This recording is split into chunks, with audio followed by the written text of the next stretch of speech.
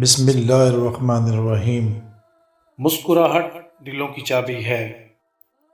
آج بہن کے گھر جانا ہوا۔ بہن نے مجھے چائے اور مٹھائی پیش کی۔ چائے کا ذائقہ کمال کا تھا۔ میں نے بہن کے ہاتھ سے بنی چائے کی تعریف کی۔ بہن کے چہرے پر مسکراہٹ اور خوشی کی کرنیں پھوٹنے لگی، گویا کہ چہرے پر چاند اتر آیا ہو۔ سوال یہ ہے کہ بہنا کے چہرے پر مسکراہٹ کیسے آئی؟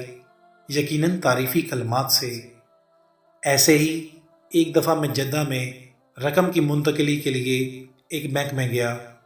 کیشیئر کو بہت تھکا ماندہ ہوا پایا، گویا کہ کام کے برڈن کی وجہ سے اس نے دنیا اپنے سر پر اٹھا رکھی ہو۔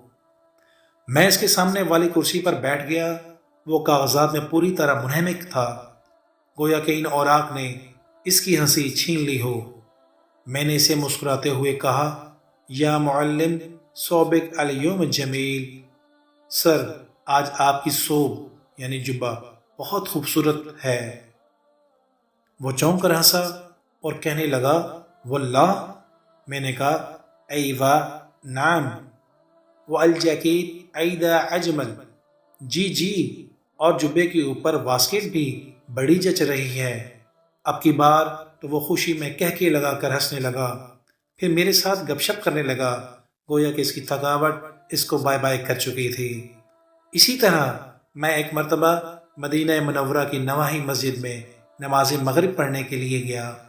میرے جیسے ایک نوجوان نے لوگوں کو نماز پڑھائی۔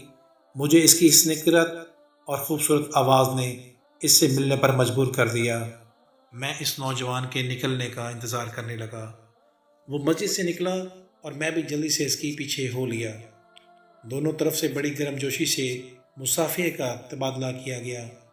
میں نے کہا، یا شیخ ماشاء اللہ صوت کا جمیل جدا تلاوت کا راعیہ، شیخ صاحب ماشاء اللہ تبارک اللہ، کیا خوبصورت آواز ہے آپ کی۔ نوجوان یہ سن کر میرا ماتھا چومنے لگا، کیونکہ عرب لوگ جب کسی کو بہت زیادہ عزت دیتے ہیں تو عمر کے لحاظ سے ہاتھ اور ماتھے پر بوسہ دیتے ہیں۔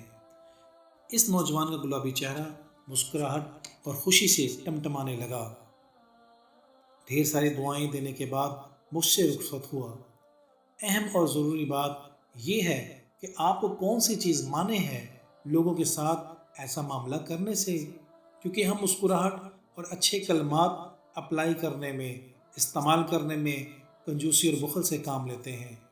اللہ تعالیٰ کا فرمان ہے، ترجمہ، کہ آپ نے نہیں دیکھا کہ اللہ نے کلمہ پاک کی ایک مثال بیان کی ہے، گویا وہ ایک پاک درخت ہے کہ جس کی جڑ مضبوط اور اس کی شاخ آسمان میں ہے۔ رسول اللہ صلی اللہ علیہ وآلہ وسلم خوشخبری کو پسند فرمایا کرتے تھے اور ابشر کے کلمات کو بہت زیادہ استعمال کرتے تھے۔ آج بھی عرب اس کلمے کو بہت زیادہ استعمال کرتے ہیں۔ رسول اللہ صلی اللہ علیہ وآلہ وسلم نے فرمایا، خوشخبری سناؤ، متنفر نہ کرو، آسانیاں پیدا کرو، تنگیاں پیدا نہ کرو۔ اصلاحی المسلم۔ پیارے دوستوں اور ساتھیوں، اچھی بات کو دل میں روک کے نہ رکھیں، خوشیاں بانٹیے اور خوشیاں لیجیے۔ اچھی بات کرنا صدقہ اور ہدایت ہے کہ آپ نے اللہ تعالیٰ کا فرمان نہیں پڑھا، ترجمہ، اور انہوں نے عمدہ بات کی راہ پائی۔ عربی کا ایک مقولہ ہے، عمدہ بات کرنا صدقہ ہے اور مسکراہٹ دلوں کی چابی ہے۔ پیارے دوستوں، اگر آپ کو ہماری ویڈیو پسند آئی ہو تو چینل کو سبسکرائب کرنا، لائک کرنا نہ بھولیے۔ شکریہ، اللہ حافظ۔